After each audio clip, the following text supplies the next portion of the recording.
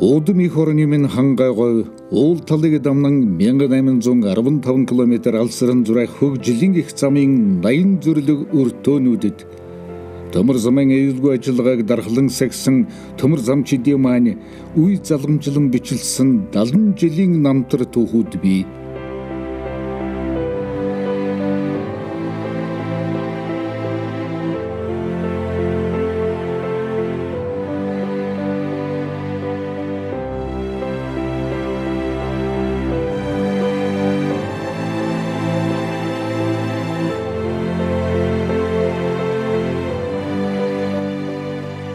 Дамнсан онцгийн сорилтуудыг туулж 70 жилийн хамтын ажиллагааг бичлсэн Улаанбаатар төмөр замын үе үеийн Монгол Орос төмөр замчидаа зориулан бүтээв.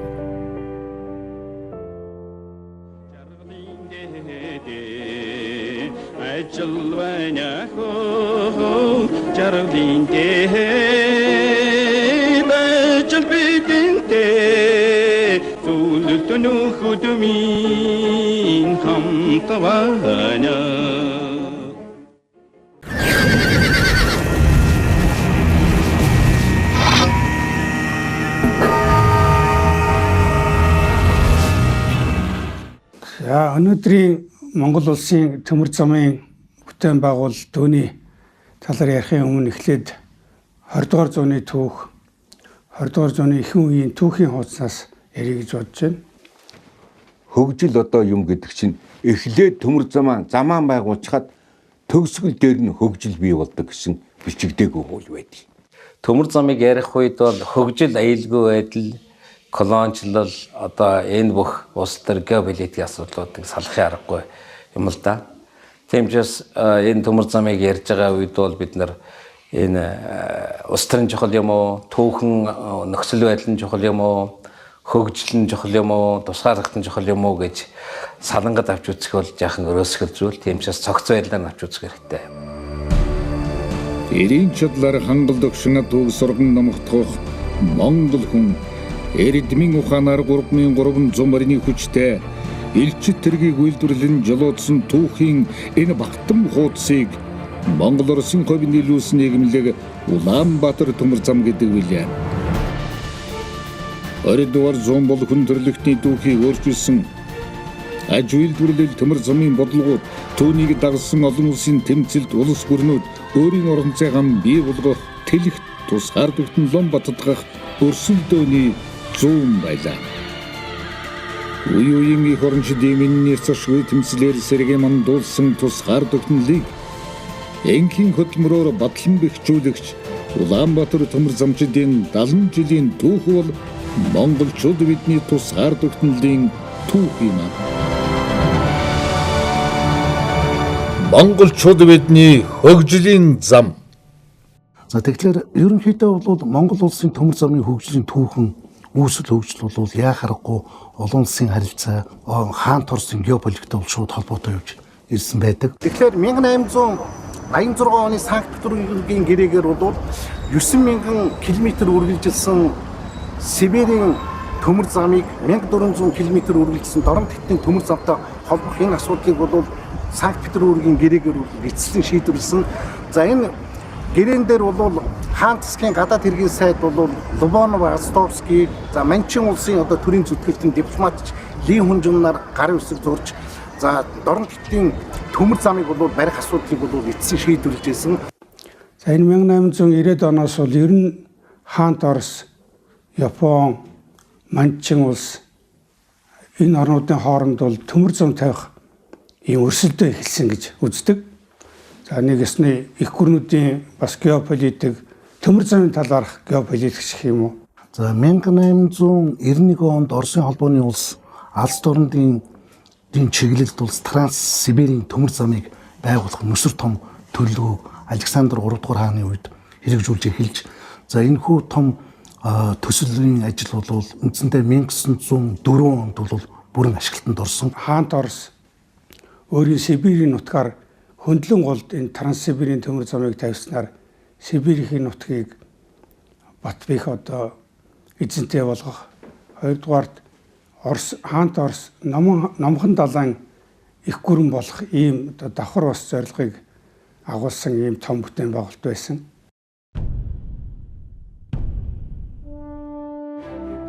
Арванаймаас 19-р зууны үед британчууд чулуун нүрсийг коксжуулан болд төмөр гарган авах технологиг нээж мөн уурын хөдөлгөөрийг зохион бүтээж аж үйлдвэрлэл тээврийн хэрэгсэлд ашиглаж эхэлснээр аж үйлдвэрийн хувьсгалыг эхлүүлж олон улсын худалдаа харилцаа далайн тээвэр логистикт ноёрхон байдлаа хамгаалах шаардлагатай боллоо. Үүний тулд аж үйлдвэрлэлд шаардлагатай чулуун нүрс, төмрийн хөдөр, өнгөт металлын эрэдэс бүхий баялаг орд газруудтай төв болон Өмнөд Азийн улс орнуудыг колоничлон улмаар төмөр замын сүлжээ үүсгэн нөлөөндөн байлгах гадаад үйл ажиллагааг сэрэг зэвсгийн хүчээр эрчимтэй явуулж эхэллээ.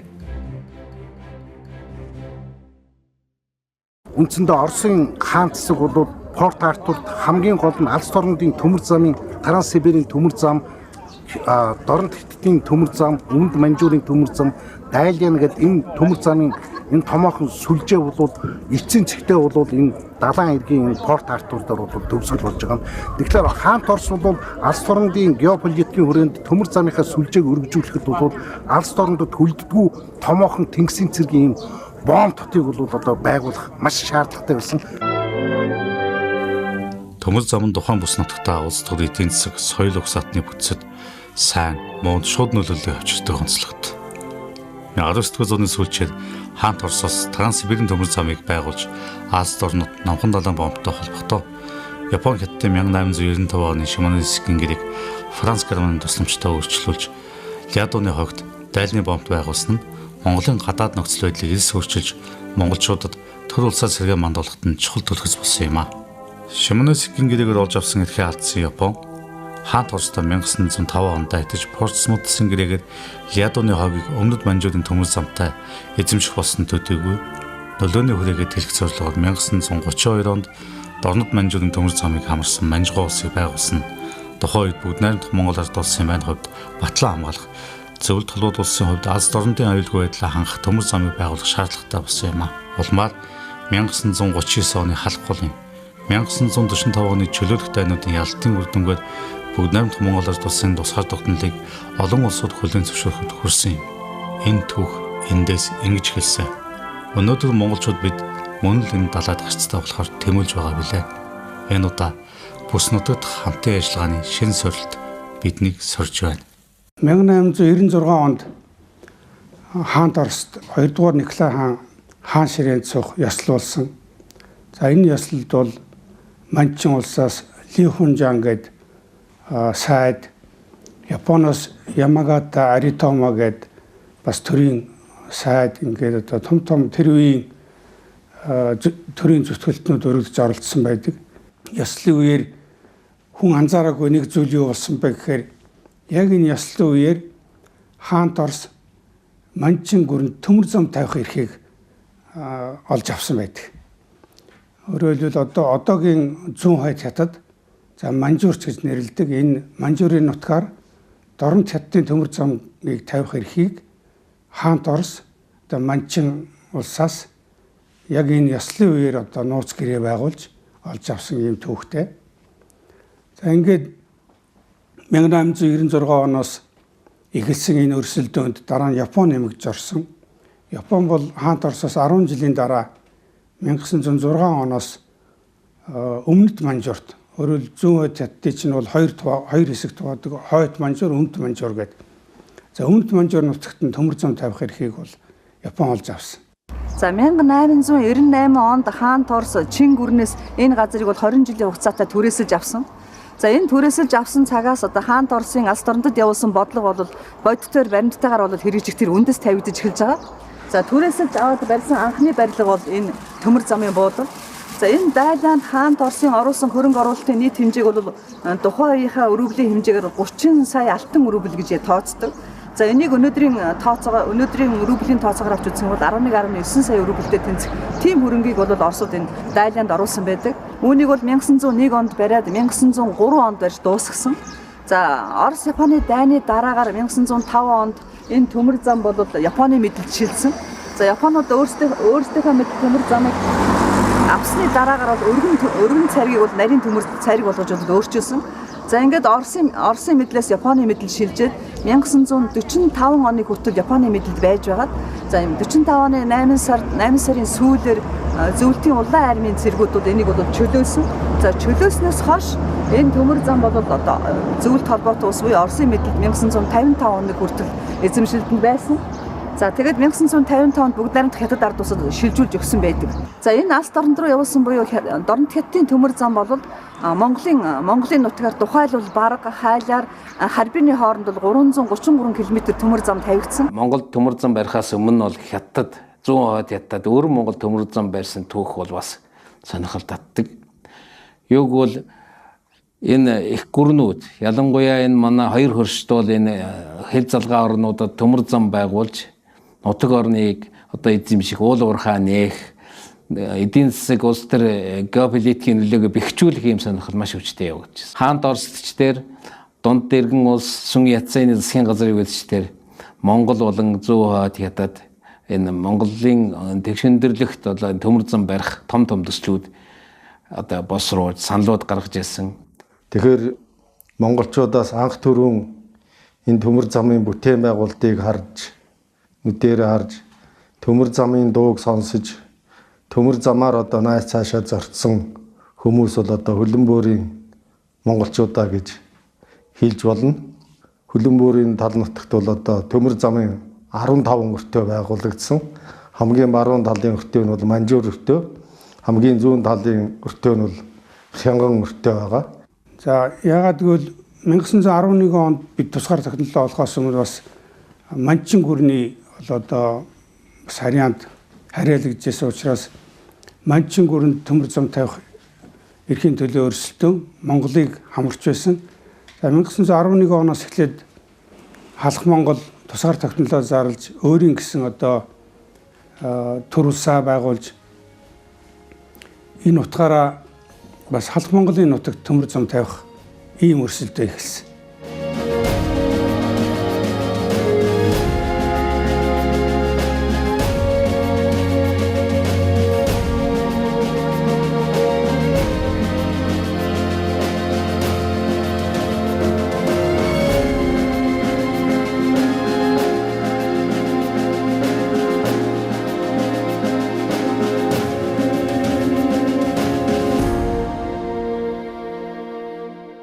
Энэ 1911 оны 7 сард 8 дугаар богдод даншиг өрх том ёслол наадмын үеэр халахын 4 хан шав таван гушууны Эрдэнэ шан зүй яамдын голлох өөрөг нөлөө өгөхий төшмөд төрийн зүтгэлтнүүд цуглан уулзаж хаант Орос улсаас тусламж гуйх энэ загтлыг 21 зүйл загтлыг одоо үйлдсэн байдаг.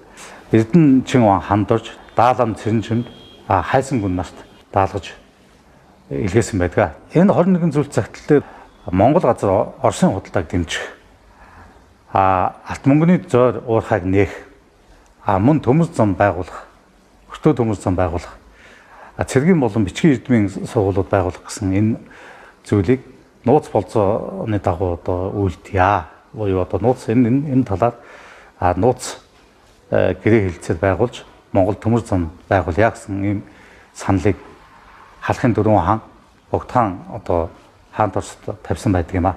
Бээжингээс буюу Манж Чингин засгийн газраас Батгол төрийн сүүл хэвт ёсны эхний үед тавьжсэн тэр одоо Монгол газар төмөр зам тавих одоо бодлогыг бол халахын үед 8 дугаар богдын институцийн бүгд дуу нэгтгэр эсэг үзэж байсан баг. Яагаад гэвэл зэрэг энэ төмөр замын одоо тавих бодлого чиглэл одоо хаанаас байна?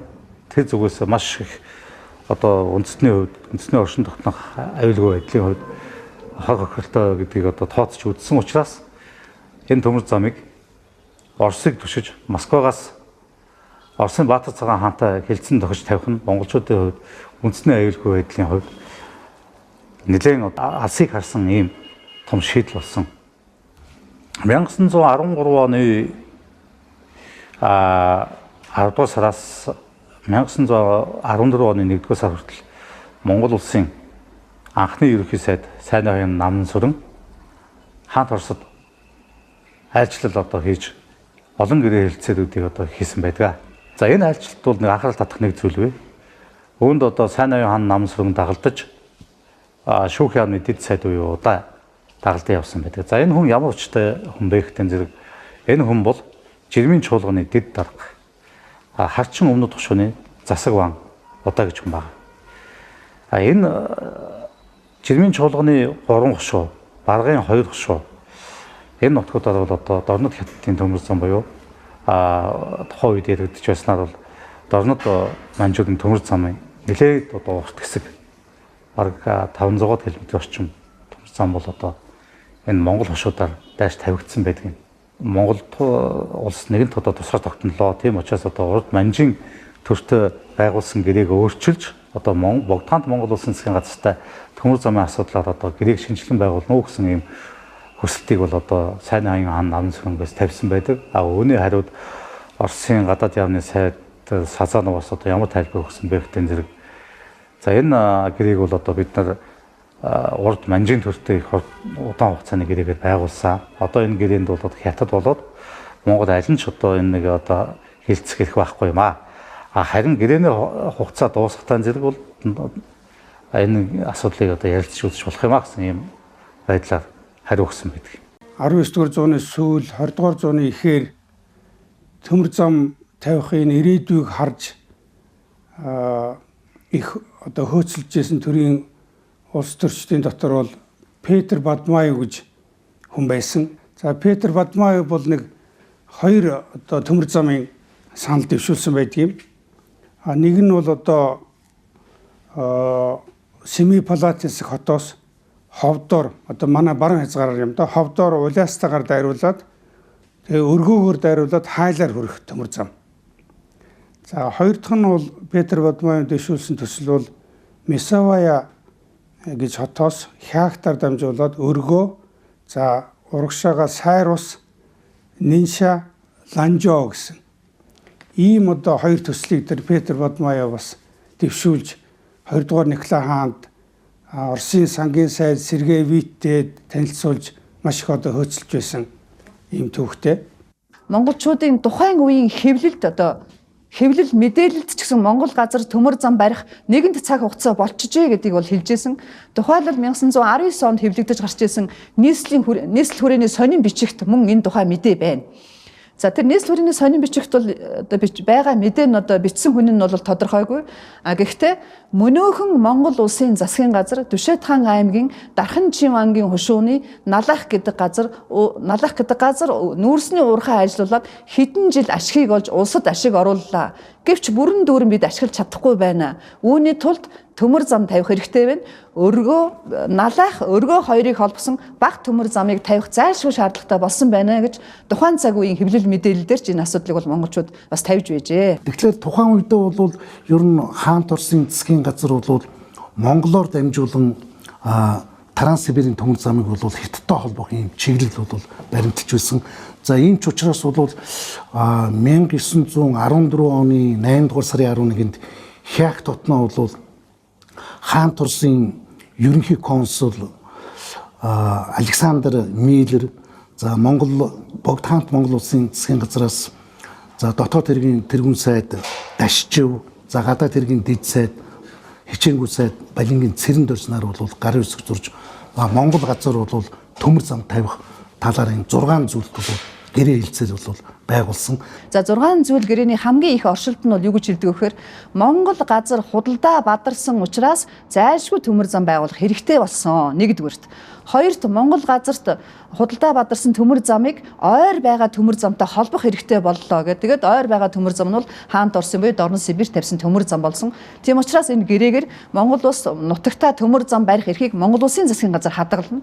Хэрвээ Монгол улсын засгийн газар өөртөө хөрөнгө санхүүтэй бол өөртөө бие дааж төмөр зам барина. Хэрвээ өөрт нь санхүүгийн ямар нэгэн бэрхшээлтэй байх юм бол хаант Оросоос тусламжгүй нэ гэсэн ийм агуулгатай гэрээн дээр 1914 онд бол гэрээ зурсан. Монгол улс бол ер нь бол энэ зүүн хойд Азийн төвшөнд маш чухал байршилтай орн. Ийм чухал байршилтай орноор дайр төмөр зам явна гэдэг бол ерөөсөө их гүрнүүдийн хөрш орнуудын маш том сонирхол. Дунд дэргэн улс байна, Манжчин гүрнэн байна. Тэдний үеэс бол төмөр замыг хаалган өргөх, хаалганаас хүрээ хүргэх, тэгээ орхих ийм сонирхол байсан. цаашаа явуулах сонирхол бас хараа байхгүй байсан.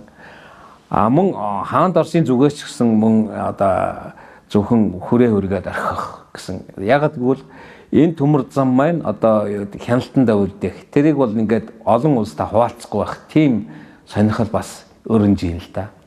Тийм ч бас энэ төмөр замын зам шуумыг хэрхэн тавих, хаагуур тавих гэдэг бол Монгол улсын хүслээс илүү тэр хөрөнгө оруулж байгаа, ивент итгэж байгаа, барих гэж байгаа, шахаж байгаа, гол шийдвэр гаргаж байгаа их гүрнүүдийн сонирхолтой их нийтж. За ардын засгийн үед бас л Монгол төрөөс төмөр зам баримтлах одоо бодлогыг нэлээд анхаарч чухалчлан үзсэн байдаг. Үүний нэг нь 1930 оны Монгол Ардын хувьсгалт намын 8 дугаар их хурлын тогтоол байна.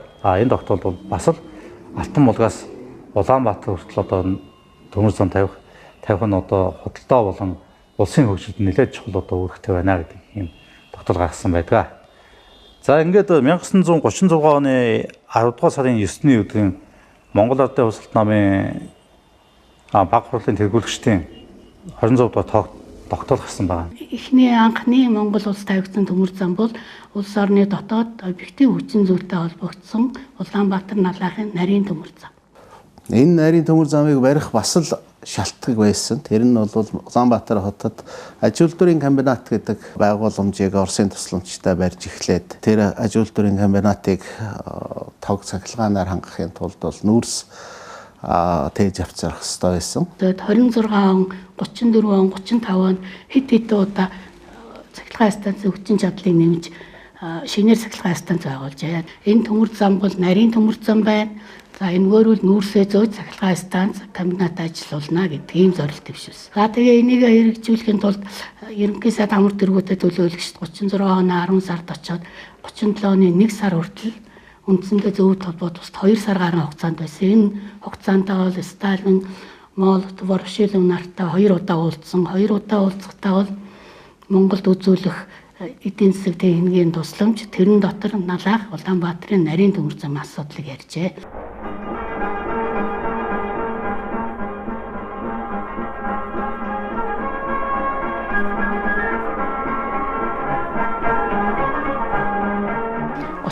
оны одоо 7 сарын 11-ний наадмаар ардын хувьсгалын 17 жилийн ой гэхэд бол төмөр замын одоо Монгол улс тавигдсан анхны төмөр замын нээлт хийн гэж нэлээд сүр дүүлэнтэй ажил болсон. За энэ нээлтэд одоо сум болгоноос 2 төлөөлөгч 13 аймгаас гээд нийтдээ 700 төлөөлөгч ирүүлээд тэгээд тэн дээр ёсол төгөлдөр нээлт хийсэн байна. Энэ нээлтэн дээр анхны галт тэргийг бол Каражов гэж зөвлөлтийн машинист одоо тэргүүний ажилчин удаар нэг тийм хүн байсан байна. Тэгээд Монголын талаас Шаруу гэж машинист энэ хоёр одоо хамтарч олоодож анхны галт тэрэгний дохиод дуургаж Монгол төмөр замын анхны одоо дохио албан ёсорны дуурч нээгдсэн гэдэг. Тэгээ энэ өдрийг бол одоо Монгол төмөр зам үүсэж байгуулагдсан өдөр гэж үздэг. Тэгээ энэс хойш бол 73 онд сайд нарын зөвлөлөөс тогтоол гаргаад ерөөсөө энэс хойш 8 сарын эхний 7 хоногийн ням гарагийг төмөр замчдын өдөр болгон тэмдэглэжээ гэж яасан байна. Төмөр замын тээвэр бол одоо цагийн тээврийн чухал зүйл юм. Энэ хэр манайд голдуу ганцхан нарийн төмөр зам ажиллаж байна. Гэвч одоо цагийн техникээр зөвлөсөн их төмөр замын тээвэр манайд буй болно гэдгийг эргэлзэхгүй байж болно. Үүнд бид манайд тийм төмөр замтай болоод түүнийхээ биелэлтийг намын 12 дугаар их хуралд илтгэхийн тулд бүх чармайлтан тавих болно гэж тээврийн тухай хэлсэн. За энэний нөгөө талд бол алс орнуудад олон улсын байдал, ялангуяа геополитикийн нөхцөл байдал бол маш ноцтой өөрчлөгдөж байсан. За энэ бол 1932 онд бол зүүн хойд хятадд бол Манжгоо улс гэж одоо Японы маш идэвхтэй дэмжлэгээр бол байгуулагдсан. За бараг 20 гаруй орн бол Манжгоог бол олон улсын хэмжээнд бол хүлээн зөвшөөрөл дипломат харилцаа тогтоосон ийм цоошин нөхцөл байдал үүссэн. За энэтэй холбоотойгоор алс орнуудын зүгт бол Монгол улсын хилийн аюулгүй байдал бол нэлээд ноцтой хуцалж эхэлж ирсэн. За ийм үед бол зөвлөлт толгойд улс бол ялангуяа 1939-37 онд бол одоо Словенск Ирэн цав Баян төмөнгийн төмөр зам гээд 237 км төмөр замыг бол үндсэндээ одоо 1939 онд 3 сарын хугацаанд бол маш одоо хурдан яаралтай бол энэ төмөр замыг одоо барьж байгуулсан байдаг.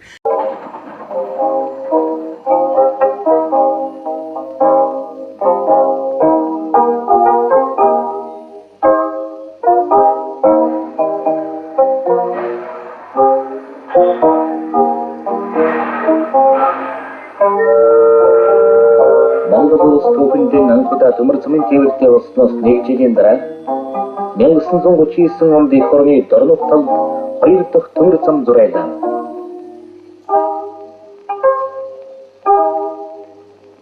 Солоёвск баян түмний төмөр замыг автуу зөвлөлт толботоос өөрийн хүч хөрөнгөөр асрын хугацаанд барьж ашиглалтанд оруулсан юм. Халх голын районы энэ төмөр зам эх орныг батлан хамгаалахад чухал ач холбогдолтой болсон юм.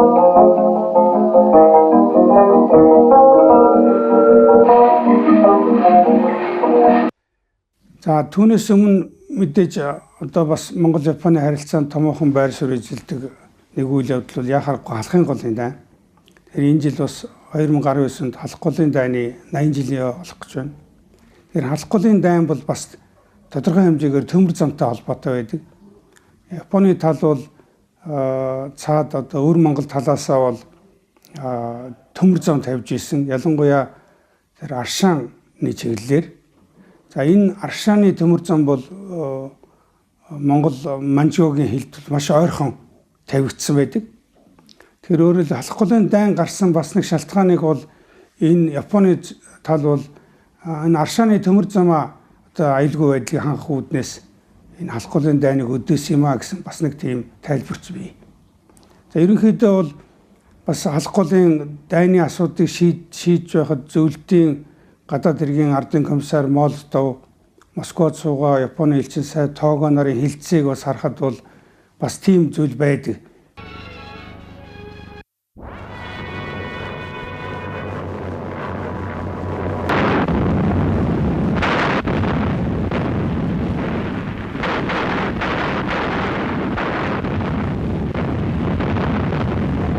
Тухайлбал Монголын төмөр замд бол дэлхийн 2 дугаар дан халах голын дайны байдал бол шинэ орчин, шинэ нөхцөлийг үүсгэсэн.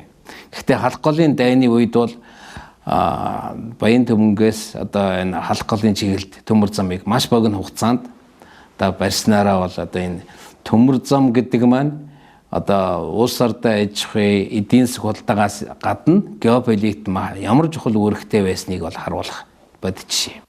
39 оны 7 сарын 14-нд одоо ерөөсөө Японтой их дайнд бол одоо зэрэг зэвсэг техникийн бүх юм дээр нь Манжууртай холбоотой бодлоготой уялдан энд төмөр зам тавих зайлшгүй шаардлага үүсэж ингээд бүх холбоотын коммунист намын төвөрөний улс төрийн тогтоол гаргаж баян төмөн боор зөртөөнөөс Монгол улсын баян төмөн хүртэл өргөн төмөр зам тавих тийм шийдвэр гаргасан. Тэгээ яагаад ингэж түргэн тавьбаа гэвэл энд бол Платоны арга гэж зөвлөлтийн тэр үеийн инженер зохион бүтээгч Плато гэдэг хүний зохион бүтээсэн тэр нэг дамжлаг хараанаар ирээсээ өргөж тавьдаг энэ аргаар тавьсан. Хожим одоо зөвлөлтийн эх орны дайны жилүүд тавьсан төмөр замыг бол бүгдийг энэ Платоны аргаар тавьсан байдаг. Тэгэхээр манайд анх удаа энэ аргыг хэрэгжилж өргөн төмөр зам тавьсан. Баян төмөн гэдэг маань бол өнөөгийн Чоблсон хот байж байгаа. Одоо энэ төмөр зам бол Ирээн цав гэдэг Монголын хойд хил. За тэгээ Словенск гэдэг ингээд өөрөөр хэлбэл одоо читийн өвөр байгальд байдаг юм ойрхон муж байж байгаа. За энэ төмөр зам бол цаашлаад бол өвөр байгальдын читтэй транссибирийн төмөр замтай холбогдох ийм одоо стратегийн маш нарийн сүлжээтэй бол бүрэлд бий болсон. Дайны төмрийг бүрмсэн унтраах нь холбоотон гүрнүүдийн хувьд хүн төрөлхтний өмнө хүлээсэн ариун үүрэг байсан.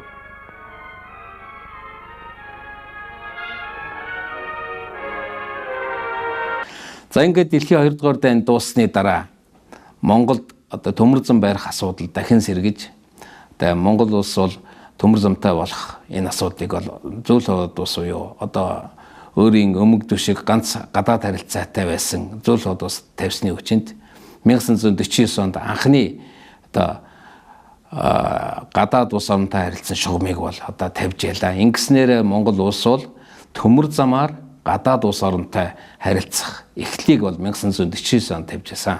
Нөхөр Сталин Монгол улсын төвнийс Улаанбаатар хотыг бэвэл цагтгаанаар хангах бодлогыг үндэс болгон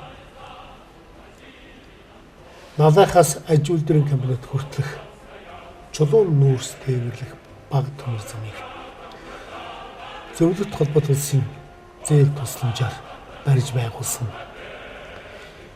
Улаанбаатар хотыг маань гэрэлтүүлгийг нэмэгдүүлэхээс гадна ард түмний маань соёл боловсролыг дээшлүүлэхэд ихээхэн тустай хэрэг болсон гэж би бодно. Монгол ардын хувьсгалт намын 3 дугаар сарын 10 дугаар их хурлаар бид наавшгаас Улаанбаатар хүртэлх төмөр замыг барьж байгуулахар шийдвэрлсэн боловч эх орны энэ их найнаас болж саатсан билээ. Өнөө цагт энэхүү төмөр замыг барьж байгуулах нь манай улс зөвлөлт холбоот улс болон гадаадын бусад улс оронтой эдийн засаг улс төрөөр холбогдоход ихэд чухал үүрэг болох юм хэмээн бодно. 2 дугаар сарын 25 надтай уулзахдаа наавшгаас Улаанбаатар хүртэлх төмөр замыг барьж байгуулах тухай шийдвэр гаргая гэсэн боловч дараа гэж хойшлуулсан билээ. Нөхөр Сталин. Нөхөр Човсон одоо байдал өөрчлөгдөж байна. Наавшиг Улаанбаатарын төмөр замыг байгуулна. Бид өөрсдийн хүчээр барьж бүтээн босгож даруй 1950 он гэхэд ашиглалтанд өгөх болно. Одоо энэ тухай та өөрийн намын төв хорооны улс төрийн төвчөн төдийгүй ард түмэн бүх нийтдээ зарлаж болно. Тэр байтугай Чанкашигийн чихэндэж шивнэж болно. Уур нь амжиж тайтгараг л дээ. Бид машины үйлдвэрлэлийг жилээс жилд нэмэгдүүлж байна. Бид юуны өмнө хэдий ч олны үйлдвэрлэлөө төдий ч олныг Монголд нийлүүлэх болно. Тэгээ одоогоос яг 70 жилийн өмнө 1949 оны 6 дугаар сарын 6-ны өдөр зөвлөлтийн талаас тэр үеийн Йосеф Сталины зөвшөөрөл мандатаар одоо эрх олгосноор энд сууж байсан элчин сайд Ю Перходов улсын баг хурлын тэргүүлэгчдийн дарга Г Бомцентийн эрх олгож зөвшөөрснөөр ерөнхий сайд гадаад явдлын яамны сайд Х Чойвснаар гарын үсэг зурсан гэдэг шүү дээ. Энэ бол алдарт хэлцээр л дээ ер нь. Их Сталин ба зөвлөлтийн ард түмний тусламжаар манайд ган замын барилгыг барих их ажил эхэллээ. Зөвлөлтийн инженер техникүүд олон мянган километр газрыг шинжилэн судлаж Наавшиг Улаанбаатарын төмөр замыг тавих зураг төлөвлөгөө гаргахдаа замын дагуу баригдах бүх барилгуудын зургийг хамтаар гаргаж большевикуудын дийлж чадахгүй тийм хэрэмсаад байхгүй гэж их Сталины хэлснийг дахин батлаж байна. Одоо Наавшгаас Улаанбаатар хүртэлх бол үндсэндээ 400 гаруй километр төмөр замыг тавих асуудлыг бол за энэ бол Сталины хувьд бол одоо онцгой анхаарлын ийм бүс байсан. За ингээд энэ төмөр замыг бол одоо Сибирийн төмөр замтай нийлүүлэх ийм одоо түүхэн хилцээр бол байгуулагдаж ингээд 47 оны одоо 9 дугаар сараас 49 оны 11 дугаар сар хүртэлх ийм 2 жилийн түүхэн богино хугацаанд энэ 400 км төмөр зам бол маш одоо хурдан шуурхай ингэж байгуулсан. За тэр үед бол одоогийн шиг өндөр технологи байгаагүй. За мэдээж энэ дээр бол яг хуу олзлогдсон Японы цэргүүд байсан. За мөн одоо Власовын айрын 6 дугаар айранд одоо олзлогдсон цэргүүд бол энэ төмөр замыг тавихад бол одоо одоо үүрэг орол гүйцэтгсэн. За Монголын одоо иргэдч гэсэн энэ дээр бол өөрийнхөө хөрмийг оруулсан байна. Но однако история Улаанбаатарской дороги началась с 1949 года, когда было подписано соглашение между Советским Союзом и Монгольской Народной Республикой о создании акционерного общества Улаанбаатарская железная дорога. И с этого момента считается история нашей дороги. Дорога, хотел бы сказать, что давно уже является символом дружбы двух народов, монгольского и российского, в то время советского, сегодня российского. Наавшиг Улаанбаатарын төмөр замын ерөнхий газрын даргын орлох нөхөр Жамайдаа Сүбаатар хотын хөлбөрчдийн жуулган дээр баярын хөлөгтэй Улаанбаатарын төмөр замыг байгуулагч бид нөхөр Сталинаас энэ төмөр замыг байгуулах эрхэм хариуцлагатай үүргийг шууд нийлүүлэх ажлыг бидний даалгасан явдалд бахархаж байна гэв. Ардын ерөөлт нөхөр Сэдвэгээс ариун цагаан сүүнийхээ дэжиг агар зандан аягантаа хийж амсал дүүрэн бясгалуулж нутгийн ярдыг төлөөлөлт нөхөр Жамайдад дэвшүүлв. Тэгээ энэ үед бол бас нэг сонирхолтой зүйл нь энэ улс орнуудын харилцаанд төмөр замын тээврийг хөгжүүлэх, чиглэлийг нь тодорхойлох асуудал бол их чухал байсан. Тийм ч зөвлөх хуудасаас бол ер нь бол энэ Наушкаас Улаанбаатар хүрсэн энэ төмөр замыг цааш нь өргөжлүүлээд Бээжин хүргэх ийм сонирхол байсан. Тэр үед бол хятадын тал бол бас олон талыг бодолцоод бас тэр үед зарим архивын баримт мэдээс зэрвс харахад бол энэ төмөр замын шугамыг эхлээд одоо ялангуяа зөвлөлт хятадыг холбосон төмөр замыг баруун чиглэлээр, Шинжааны чиглэлээр барих сонирхолтой байна гэдгийг илэрхийлж байсан. Гэвч одоо зөвлөлт болон Монголын тал бол ерөөсөө энэ төмөр замыг бол одоо шууд Улаанбаатараас Чуул таалган Жэнчхүү Бээжингийн чиглэлээр тавих сонирхол их хүчтэй байсан. Хоёр талаасаа төмөр замыг тавьж урдаас одоо Жининээс замын үүд хүртэл за хойноосоо Хягтаас ингээд Сүхбаатараар дамжаад Улаанбаатар хүртэл ингээд төмөр зам 1952 оны сүүлч 53 оны ихээр Монголыг одоо хөндлөн дайрсан Транс Монголын төмөр замч гэж ярьдаг төвчд ийм одоо бид төмөр замтай болсон төвхтэй.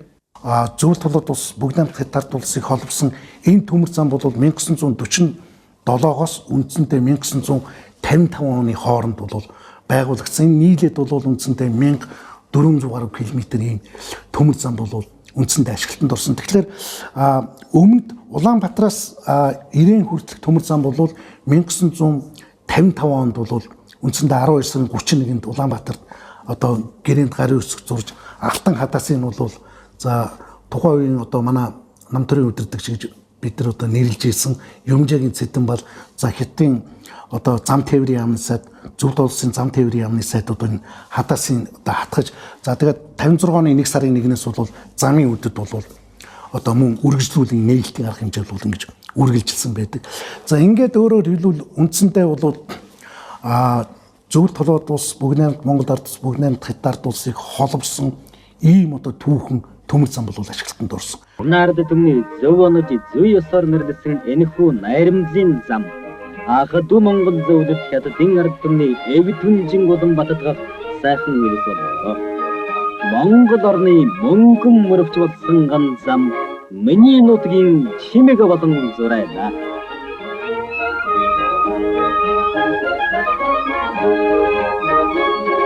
Тэгэхээр энэ төмөр зам бол ер нь альва улс орны хотчлт за дээр нь бол одоо эдийн засгийн хөгжил за хүн амын төвлөрөл зах зээл бүрэлдэхэд бол маш чухал үүрэг орол гүйцэтгсэн. За 20 дугаар зууны Монголын бүтээн байгуулалтын өсөл хөгжилд Монголын төмөр зам өөрийн гэсэн үүрэг ороолыг гүйцэтгэсээр ирсэн. 20 дугаар зууны бүтээн байгуулалтын нэгэн хэсэг болон Монголын төмөр зам хөгжиж ирсэн. Тухайлбал 1940-оос 1960 онд бүгд найрамд Монгол ард улсын зам тээврийн харилцааны систем бүрэлдэхүүн тогтоход Монголын төмөр замыг гүйцэтгсэн үүрэг бол асар их байдаг. Монгол улсын эдийн засагт одоо мал аж ахуй, аж үйлдвэр бас уурхаагаас гадна зам тээврээс ашиг орлого олдог ийм шин сувг нэгдсэн. Энэгээрээ бол Монголын болон Улаанбаатар төмөр замын үүрэг бол одоо эдийн засгийн талаас гарч ирсэн. Өөрөөр хэлбэл Улаанбаатар төмөр зам 70 жилийнхаа хугацаанд Аз Европыг холбосон ачаа бараа зорчигч, хүн зорчигч тээврээр холбосон ийм судсаар бол одоо ажиллаж байгаа. Анх бол энэ замаар торгоны зам буюу тэмээ хөсөг явж Аз Европыг холбож Хятадаас Европ руу чиглэсэн цайны зам энэ замаар ингэж явдаг байсан. Одоо энэ гол зам бол төмөр зам болсон. Энэ төмөр замын урт 1810 км.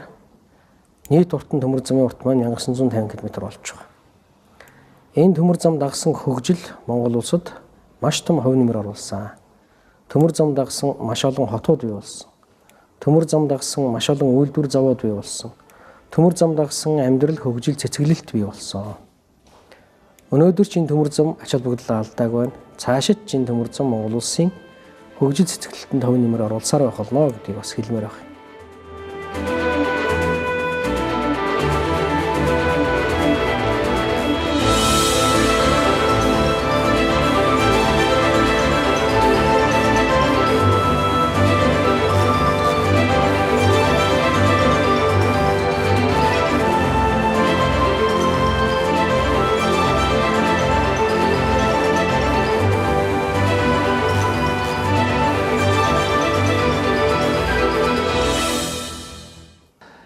Надо сказать, что несколько крупных предприятий было на территории Монголии. Ну, а если говорить в частности, то это и в Орденете, и Монгол-Росцветмет, и, конечно, Улаанбаатарская железная дорога. На сегодняшний день самая крупная и одно из самых крупных – это, конечно, Улаанбаатарская железная дорога, которая является, ну, я не постесняюсь этого слова, хребтом экономики сегодняшней Монголии. Эрдэнтийг бид нар тэгс эхэл төмөр замыг байгуулад дараагаар нь эрдэнэт уулын байжуулах эрдэнэт командыг байгуулсан. Барьсан. Багнуурыг бид нар тэгс эхлээд төмөр замаа байгуулад дараагаар нь багнуурын урхайг одоо ухаж бий болгож ингэж ашиглалтанд оруулсан. Бор өндрийг тэгс ерөөсөн дэлхийн жишг тим юм билээ. Ийм ч бас Монгол улсын эдийн засаг ажил дээр хатажилтанд бол төмөр зам бол түүхэн одоо чухал үр гүйцэтгэж байна. Монгол улсад энэ 70 жилийн хугацаанд үзүүлсэн хамгийн том өр нөлөө ашиг нь бол энэ Монгол улсыг бол үйлдвэржүүлэх ихний гарааг бол төмөр замаас эхцүүлсэн. Монголчууд малчин ардууд байсан, ажилчин ангитай, сэхэтэнтэй, үйлдвэр аж ахуйн байгууллагууд, шинжлэх ухааны байгууллагууд, сорлого боловсролын байгууллагууд бол үндсэндээ бол дандаа төмөр замыг дагаж ингэсэн хөгжсөн юм түүхтэй байдаг. Европын их соёлыг, дэлхийн мундаг соёл иргэншлийг Монгол одоо тээж авчулсан Улаанбаатар төмөр зам мөн энийг бол одоо маргах хүнийг дарахгүй батж одоо би бодож байна.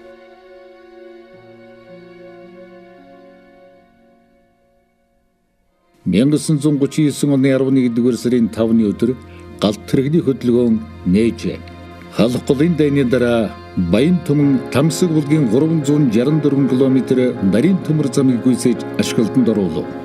1947 он бүгд наримдах Монгол ард улс зөвлөлт холбоот улсын харилцан тусалцах гэрээний хүрээнд Даавшгүй Улаанбаатарын 402 км төмөр замын ажил эхэлв. 1949 он 6 дугаар сарын 6 бүгд наримдах Монгол ард улс зөвлөлт холбоот улсын засгийн газруудын хооронд хувийн нийлүүлсэн Улаанбаатар төмөр зам нийгмийг байгуулах хэлэлцээр байгууллаа. 1952 он 9 дугаар сарын 15 бүгд наримдах Монгол ард улсын нутгаар зөвлөлт холбоот улс болон бүгд наримдах ард улсыг төмөр замаар холбох 3 талын хэлэлцээрийг үзүүллээ. 1953 он төмөр замын техникум нээлттэй хий. 1955 он Улаанбаатараас замын үүд хүртэлх 713 км төмөр замын хөдөлгөөнийг нээлээ. 1956 он бүгд наримдах Монгол ард улсын нутгаар зөвлөлт холбоот улс ба бүгд наримдах ард улсын хооронд зорчих төмөр зам нээгдэв. 6 дугаар сарын 28 Болгарийн Софи хотод төмөр замын хамтын ажиллагааны байгууллагыг үүсгэн байгуулагдсан. 1960 он Улаанбаатар зүтгүүрийн депогийн инженер мандах машинч ойтовны юмнаар бүгд наримдах Монгол ард улсын хөдөлмөрийн Баатар цол хүртлээ. 1962 он элчит хөдөлгөөрт зүтгүүрүүдээр өөрийн зүтгүүрүүдийг халлаа. 1963 он дархан шарын голын салаа 63.3 км төмөр замыг ашиглалтанд өглөө. 1971 он техникийн жилийн сургууль байгуулагдав.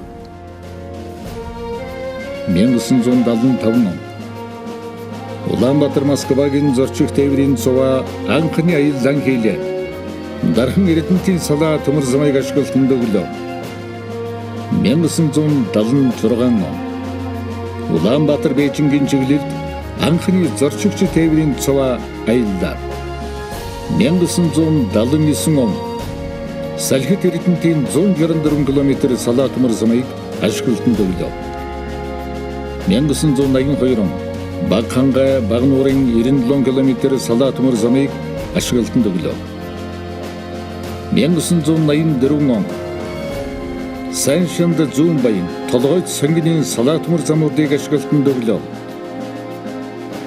1987 он Айрыг бор өндрийн салаа төмөр замыг ашиглалтанд өглөө. За тэгээд төмөр зам маань одоо ингээд Монголын нийгэм ялангуяа энэ нийгмийн давхар ажилтнанд ажилчингийг бүрдүүлэхэд чухал үүсгэн зэрэгцээ нийгмийн асуудлыг одоо сонгодог байдлаар жишээ болж өгсөн л дөө. Тухайлбал одоо энэ олон залуучууд, энэ олон хүнийг ажилуулж байгаа нөхцөлд бол эмнэлгээр хангах, сургуулаар хангах, орон сууцаар хангах, түүнийг зохион байгуулалттай одоо ингээд амруулах гэдэг мэт олон асуудлыг цогцоор нь шийдэж өгснөөрөө ер нь бол орчин үеийн одоо амьдралын хэв маяг ямар байдлаар хөгжих вэ гэдгийг бол харуулж өгснөөрөө энэ төмөр зам маань үлгэрч болд юм л да. Нөгөө талаас төмөр зам маань одоо бас нэг чухал үүрэг гүйцэтгсэн зүйл нь юу гэвэл сахилга хариуцлага юм. Төмөр зам маань өөрөө маш хүнд одоо тийм механизмтай автомашин шиг хурдан зогсчих хэд биш. Нэг осол аваар гарвал маш настай аваар гардаг. Тийм учраас төмөр замын салбарт ажиллаж байгаа улсууд ажилдаа их маш өндөр хариуцлагатай. Одоо хагас цэргийн зохион байгуулалтаа гэж ярьдаг штэ. Төмөр зам бас өөрөө их том айл. Өнөөдрийн байдлаар бараг 16 мянган хүн ажиллаж байна. Энэ бүгд болсон хүчинтэй ажилчин анги. Өөрөөр хэлбэл биднүүсийн одоо хэлд сурсан гэдэг бол энэ үндэсний үн цэнтэй эмийг авч явдаг ард иргэдийн давхаргуу бол нэлээхэн хувь нь бол төмөр замд байна. Энэ улсууд бол бүгдээрээ нарийн мэргэжлийн ажил дээр ажиллахын тулд бол боловсрал эзэмшиж байна. Дээрээс нь бол шинэ техник, технологи нэвтрүүлж байна. Ингээд үзэх юм бол цаашдаа ч гэсэн Улаанбаатар төмөр замын аж ахуйг бол дагаад бас энэ хөгжил дэвшлийн процесс бол цаашаа үргэлжлээ явна гэж би харж байгаа.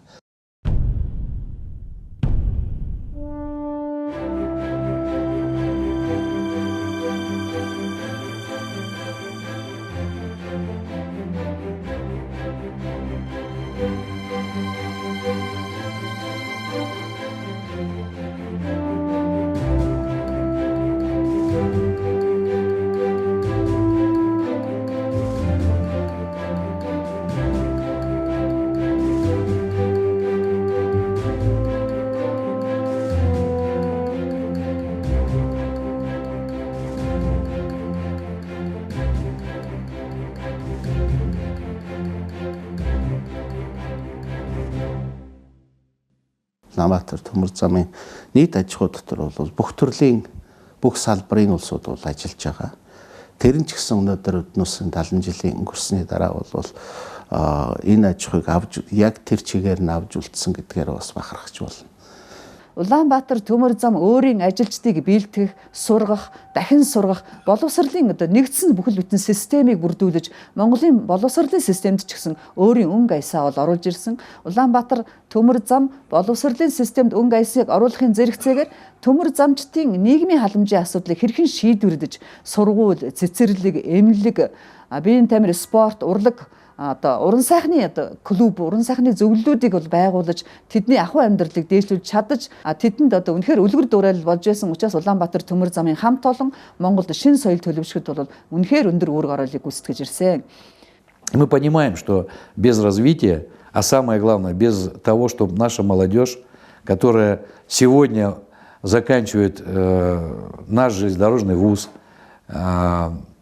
и должна участвовать в развитии не только нашей Улан-Баторской дороги, но в развитии полностью всей Монголии, мы понимаем, что без них мы сегодня ничего не сможем сделать. Поэтому мы очень много уделяем внимания нашим молодым специалистам, нашим студентам в вузах, нашим студентам, которые учатся и на рабочих специальностях, потому что одни инженеры ничего не сделают. И в этот период мы понимаем, что оставлять на этом этапе развития Улан-Баторской дороги просто невозможно. Манай төмөр замчид Улаанбаатар төмөр замын ажилчид мөртлөө бас тэднээс бүгдээрээ Монгол улсын иргэдүүд. Тэгэхээр Монгол улсын төрийн үйлчлэгийг зарим нэгэн газар Улаанбаатар төмөр зам төрийн нэрийн өмнөөс өөрийнхөө ажилчдад Монгол улсын иргэдэд хүргэж явах ийм нөхцлүүд одоо болтол байж байгаа. Тэгээд үзэхэд бол маш их том одоо ачааллыг энэ айл авч явдаг. 90-ад оны хүндрэлтэй үед ч бай, эдийн засгийн хямралын үед ч бай, нийгмийн асуудал бол Улаанбаатар төмөр замын номер 1 асуудлын нэг байсан.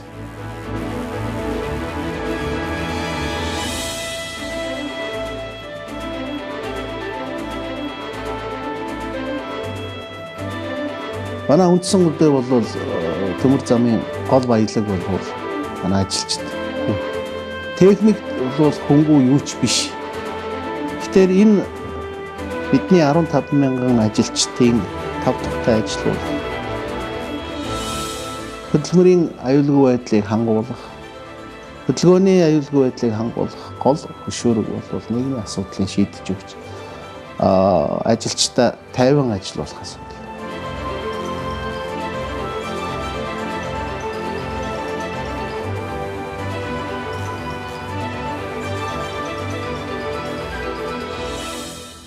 Сүүлийн 2-3 жил биднээс жил болгон ажилчдынхаа цалин 10%-аар, үндсэн цалин 10%-аар нэмэгдүүлээд ингээ явж байна. Мэдээж улсууд хүнд хүчээр ажил хийж байгаа юм чинь тохирсон цалин хөлс авах ёстой.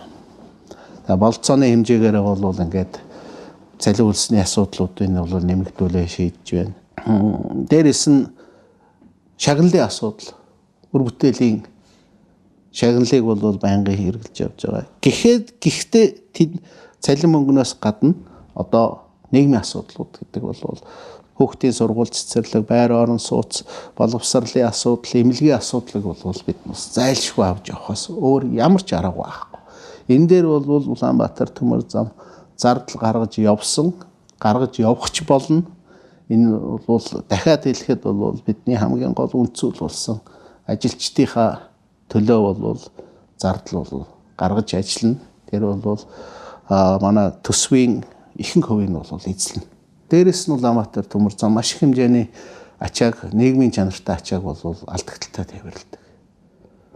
Энэ юу юм бэ гэхээр бол одоо энэ манай цахилгаан станцууд руу тээвэрлэдэг бүх нүүрс байна. Монголын суурин газруудыг цахилгаан дулаанаар хангадаг цахилгаан станцуудын нүүрс өөрийн өртгөөсөө доогуур үнээр тээвэрлэгдэж байгаа. Энэ дээр бол жилдээ нэг ойролцоогоор нэг 13-аас 15 тэрбум төгрөгийн алдагдал төмөр зам цэвэр хүлээгээд явж байгаа. Маш хэмжээний нийгмийн чанарын ачааг бол бас алдагдaltaй тээвэрлэж байгаа. Өөрийн өртгөөс доогуур үнээр тээвэрлэж байгаа. Энэ бол хүнсний бараа, нефтийн бүтээгдэхүүн гэх мэтчлэн одоо орж ирж байгаа түлшийг алдагдaltaй тээвэрлэдэг. Өөрийнхөө зардлаас доогуур үнээр тээвэрлж орж ирдэг. Тэрийг бас ойлгох хэрэгтэй. Иймэрхүү нийгмийн чанартай тээврийн ачааллын одоо үүрж өөрийнхөө орлогоор үүрээ явж байгаа. Дээр нь манай зорчих тээвэр гэж байна. Тэгэхээр энэ алдагдлын асуудлыг бол ярьдаг ч гэхдээ нийт төмөр монголчуудад очиж байгаа хөнгөлтийн асуудал байгаа учраас энэ Улаанбаатар төмөр замын бүх ажилчид энэ хөнгөлтийг төмөр замчид Монгол улсын хүмүүст очиж байгаа тус дэм гэж ойлгож байгаа. Бид ч гэсэн тэрийг өөрийнхөө үүрэг гэж бас бодож байгаа гэдгийг бол хэлхэн зүйтэй байхаа.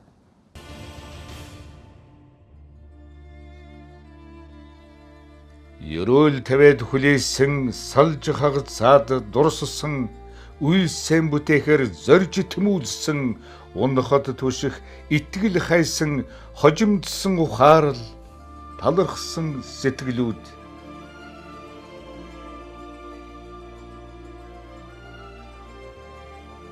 үүлс мэд ховирн одох цаг хугацаа уулс мэд цохиршгүй хүлээлтүүдийг өртөөнөөс өртөөнд холбон дээсэн төмөр замчид их уртын замыг даргалан мансан эгэл замчид өчигдрийг өнөөдөрт өнөөдрийг маргааштай холбон угтаж үдсээр өчүүхэнч завгүй.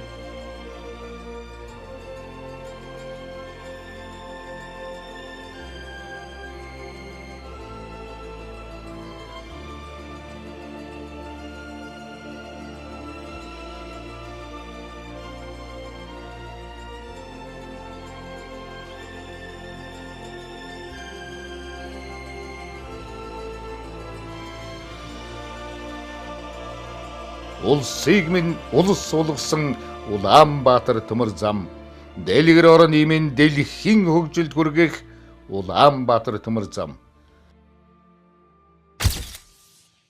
Ерөөсөн зах зээлийн хүнд бэрхжилүүд он жилүүдийн чинь төмөр замчид энэ хэдэн ногоон богоол нуруунд дараа үрж гарсан шүү дээ.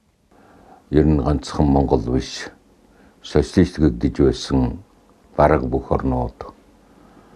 За тэгээд дэлхийн томоохон хэсэг ингэж хямарсан болохтойгоо зэрэг дэлхийн мөн адилхан баг зэргийн жижиргээ донцлогоонд орсон байлгүй. Бод чин тэгээд ихэнх юм болвол баруун хашаа харж одоо тэндээс л сэлбэг хэрэгсэллэнэ тэр одоо юу байдгийм ер нь ихэн голдуул авч залгуулж одоо ингэж ирсэн шүү дээ. Тэгээд баруун хойд хөрш маань өөрөө адилхан хүнд байдалд одоо орсон. Юуны яг одоо нэг тийм ёстой нөгөө цангаж байхад цай ууна гэдэг ямар сайхан байдаг үлээ. Энэ Япон дэлхийн банкны тусламж яг залгуулж одоо ингэж орж ирсэн. Энүүгээр бол одоо ер нь тэгээд төмөр зам жинхэнэ ёстой тэжээл авсан л та. Тэжээл авсан. Төмөр замд нь тусалчих юм бол энэ улсыг одоо өндийхэд хэрэг болно гэж тэр мундаг одоо хүмүүс бодсон болов гэж одоо би боддог. Замун үдийг буцалтгүй тусламж одоо өглөө 22 сая доллараар тэр бол тухайн үед юу вэ? Эхний хэсгийг нь бол одоо бид нар өөрсдөө хийсэн л дээ. Тэр үнийг хятадтайгаа одоо ярьж байгаа зөвшөөрлөнэ тэр юм хийгээд ингээ хийцэн байсан. Дараагаар нь яг залгуулад Японы тэр тусламж одоо ингэж орж ирсэн буцалтгүй. Тэгэл энэ Улаанбаатар зүтгүүрийн депогийн чинь засварын цехийг ёстой шинэ юм шиг ийм шин дэлгэмс юм шиг л одоо болгож өгсөн. Энэ Москва Улаанбаатарын хоорондын одоо явдаг галт тэрэг маань бол нэлээд өвгжирсэн одоо ганцхан 8-ачд голдуу ингэж явсан болохтойгоо зэрэг эдлэгэж гэж одоо ямар байлаа. Ерэн зовлон дундуур туулж одоо ингэж явсан та. Цоо шинэ грамман вагоноор хоёр талд нь одоо рейсгээд 30 вагон худалдаж аваад баярлах шиг л одоо ингэж санагдаж одоо ингэж байсан. Энэ бүгд чинь тэгэл одоо нөгөө юуны шилэн кабель гэл одоо энэ төмөр замын холбоо зүү хараагийн вагон депогийн одоо засвар шилэн кабель чинь бол одоо орж ирэхэд энийг бол хийсэн бид нар би зүгээр өөрийгөө магтж байгаа юм биш шүү. Яг ухаан одоо манай гэрээ хэлцээр тэр Няма гэж ерөнхий инженер байсан юм байгаа. Манай орлогдоор гарч илж байсан бацаахан дасцуггүй гэдэг ухаан одоо хэлцээнд тэдгээр хүмүүсүүдээ би бол ерөнхийд нь одоо ингэ шүү дээ. Тэгээд тэр хэмэлтээр бид нар шилэн кабелийг усгасан шүү дээ. 18 сая долларын хэмэлтээр шилэн кабель одоо усж ирсэн. Интернет гэдэг одоо юм чинь ерөөсөн эхэлж төмөр замын зүүн хараад манай төмөр замынхан одоо хийгээд тэгээд дараагаар нь Улаанбаатарт хийгээл тэгэл эн чинь ёстой нөгөө яг л тарцал да. 1995 он 12 дугаар сарын 4-нд замын үүдэд ачаа шилжүүлэн ачаах зогсолбарын 2 дугаар ээлжийг Япон улсын буцалтгүй тусламжаар ашиглалтанд хүлээн авсан дамжин өнгөрөх тээврийг нэмэгдүүлв. 1997 он 9 дугаар сарын 5-нд 180 мянган төмөр бетон дэр үйлдвэрлэх хүчин чадал бүхий хөтлийн төмөр бетон дэрний үйлдвэр ашиглалтанд орлоо. 2001 он 1450.5 км орчим урт шилэн кабелийг татж дуусгаснаар Улаанбаатар төмөр зам Монгол улсад анхны оптик шилэн кабель өгөх газрын магистраль сүлжээг байгуулав. 2005 он 5 дугаар сарын 8-нд Монгол инженеруудын шийдэл инновац ур чадварын үрдэн болсон 2 загал элчит зүтгүүрүүд ашиглалтанд орлоо. 2007 он төмөр замын тээврийн тухай хууль батлагдлаа. 2010 он төрөөс төмөр замын тээврийн талаар баримтлах бодлого улсын их хурлаар батлагдав. Монгол улс бол одоо төмөр замын одоо энэ коридоруудыг ялангуяа төвийн одоо коридороо өргөтгөх зүүн бүсээрээ, баруун бүсээрээ төмөр замын коридорыг үүсгүүл монголоор дамжин өнгөрөх ачаа бараа хоёр талд их байна гэсэн үг. Ингэснээр нэг талаасаа бид нар бол энэ төмөр замаар дамжин өнгөрөх транзит тээврээс орлого олох. Уул уурхай одоо олон хөрс шороогоо одоо байгаль орчноо сүйтгэж одоо ингэж эдийн засгийг ашиг орлох, эдийн засгийн хөгжиж ашиг орлохоос илүү цэвэр одоо үйлчлэгээний салбараас орлого олох ийм боломж бол төмөр замын тээврт ялангуяа их байгаамаа. Сүүлийн хэдэн жилүүд бол төмөр замын тээвэр ялангуяа Монголоор явах тээврийн хэмжээ бол маш их хэмжээгээр өсөж байгаа. Нэг хэдхэн жишээ хэлэхэд бол 2016 онд монголоор дамждаг явсан 169 галтрыг байсан. Чингэлийн галтрыг, буухай галтрыг 16 онд 169 галтрыг явсан. Тэгэхэд 18 оны гүйцэтгэлээр биднээс нийтдээ манай нутгаар явсан 853 галтрыг явсан. 169 2 жилийн дотор 853. Энэ жилийн эхний 5 сарын байдлаар биднээс одоо 5 сарын байдлаар бол 432 галтрыг явуулчаад байна. Оны сүүл гэхэд бол 1100 хавцаа болно. Энэ бол дахиад одоо Монгол улсын нутгаар дамжих тээврийн одоо үр ашигтайг энэ олон улсын худалдаач наймаачид бол мэдэрсэн. Энэ тээврийг бол одоо хүсч хүлээж байгаа энэний илэрлэл гэж би харж болж байна. Цаашдаа яг энэ гол замаар бол ачаа тээврийн урсгалыг, зорчигч тээврийн урсгалыг, хүн тээврийн урсгалыг нэмэгдүүлэх, транзит тээврийн урсгалыг нэмэгдүүлэх ийм шаардлага хэрэгцээ Монгол улсад байгаа.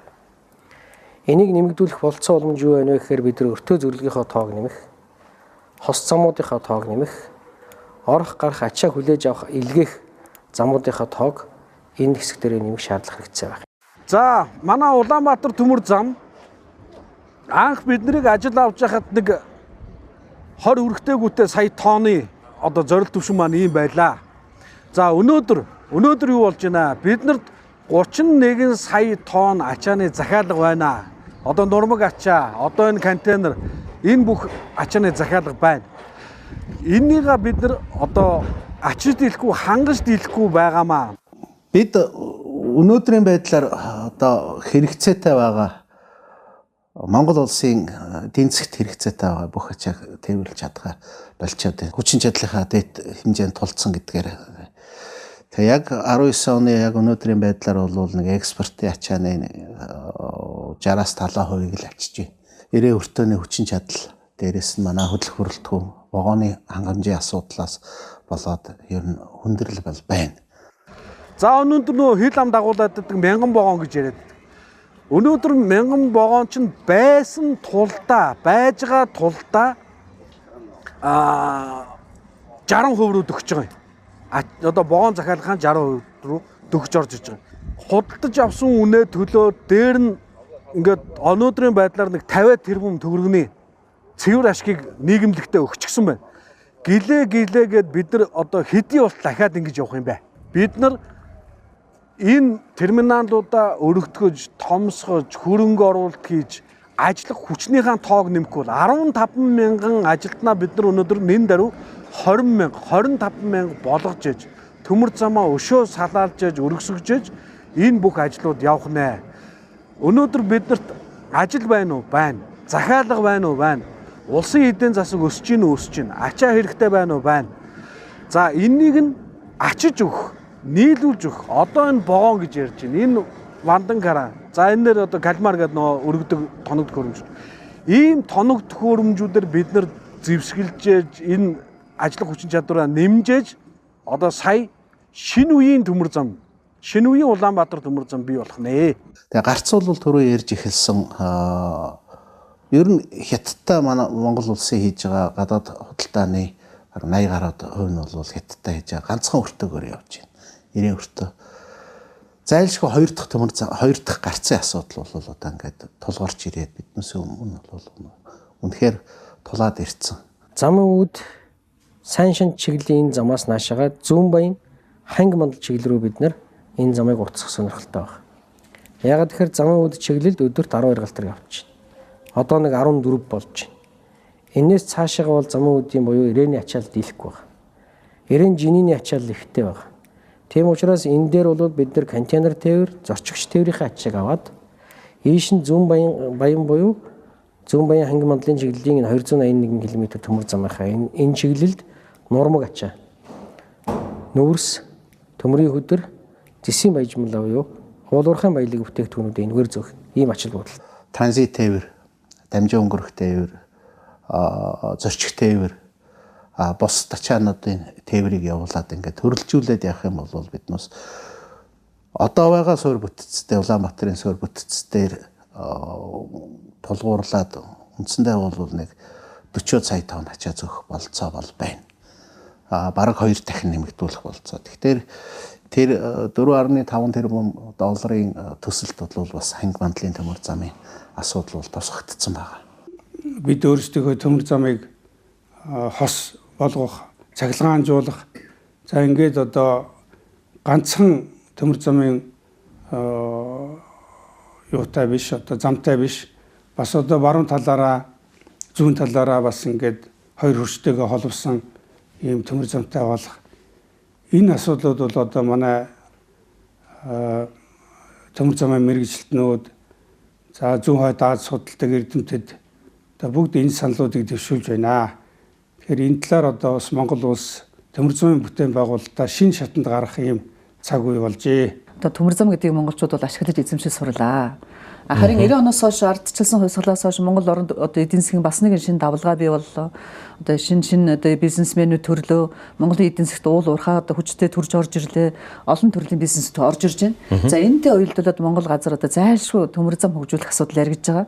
За тэгээд одоо манай зарим нэгэн одоо эх орон сэтгэлгээтэй улс орны хөгжүүлэх гэсэн сэтгэлгээтэй улсууд бол төмөр зам тавьж эхэлсэн байна. Тэрний нэг нь бол та юм байна. Та тэгээд одоо энэ Монголд төмөр зам барих, монголчууд барих болсон энэ одоо чадвар онцлогийг одоо хэдийнээс мэдэрч эхэлсэн. Яаж одоо энэ монголчууд тавьж чадна гэж бодож эхэлсэн. Ер нь ямар үндслээр та Монгол төмөр зам тавьилсан бэ? Хоёр дахь одоо аж үйлдвэрийн хувьсгал зайлшгүй одоо Монголд хэрэгтэй болсон учраас төмөр зам одоо нэмж барих гэдэг юм уу одоо уул уурхайгаа дагаж дэд үтсээ хөгжүүл зайлшгүй шаардлага гарсан. Нэгдүгürt. Хоёрдугаарт бол Монгол улс өөрөө уудам газар нутагтай.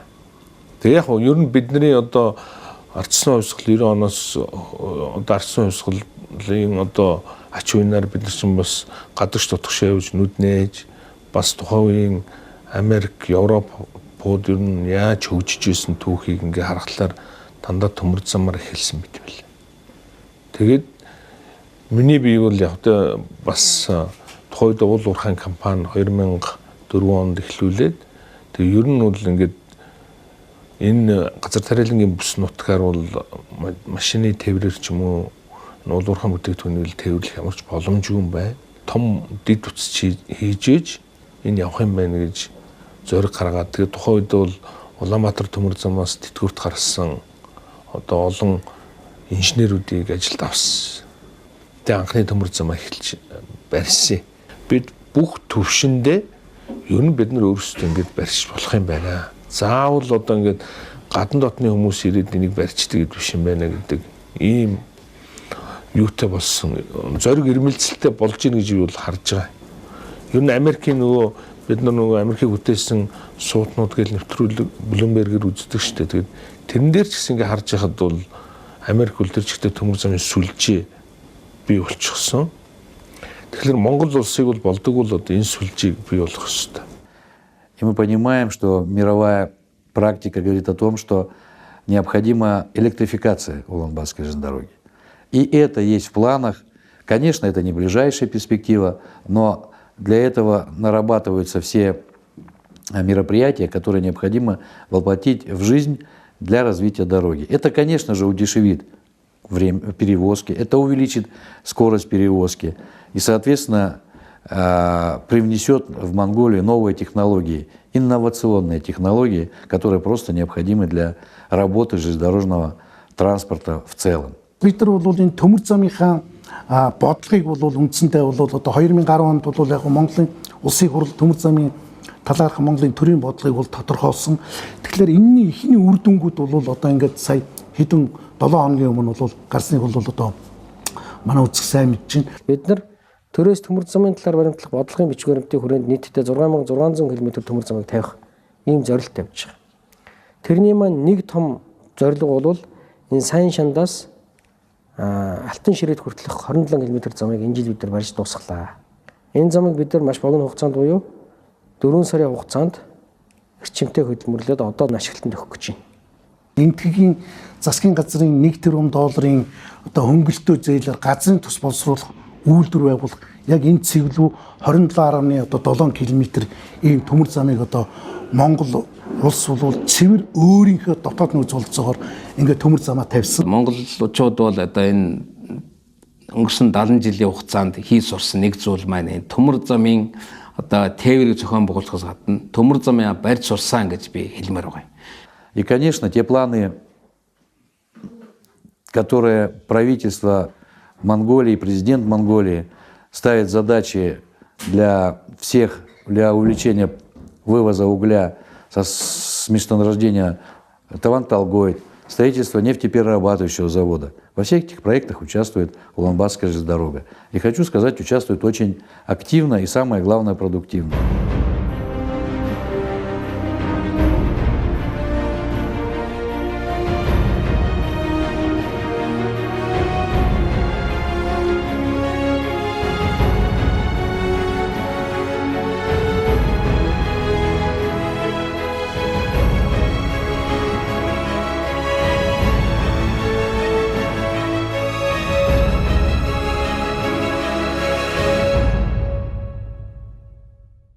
Энэ зам цаашдаа чой болсон чиглэлд явах, эрээн цав чиглэлд явах, хөөт бичгтийн чиглэлд явах замын эхэл боллоо гэж үзэх хэрэгтэй.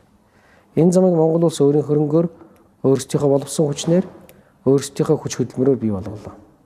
Тэгэхээр энэ бол цаашдаа бол Монгол улсын үндэсний аюулгүй байдал, Монгол улсын тусгаар тогтнол, эдийн засгийн аюулгүй байдлыг бэхжүүлэх, Монголын экспортыг нэмэгдүүлэхэд бол энэ бол өөрөө маш чухал ийм одоо ач холбогдолтой ийм үйл явдал болж байна. За энэ ийшээгээ бид нар зүүн баян 5-7 чиглэлийн замыг тавьж байгаа.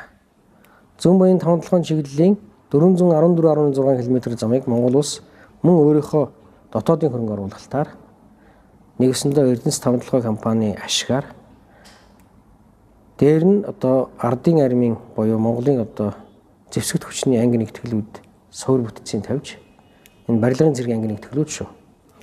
Дээд бүтцийн Улаанбаатар төмөр зам тавьж энэ замыг ашиглалтанд оруулахар зорж байна. Одоо ажил хэд явагдаж байна. Эхний ээлжинд бид нар 153 тэрбум төгрөгийг оруулчаад одоо ажил явуулж байна. Энэ бол маш стратеги ач холбогдолтой зам байна.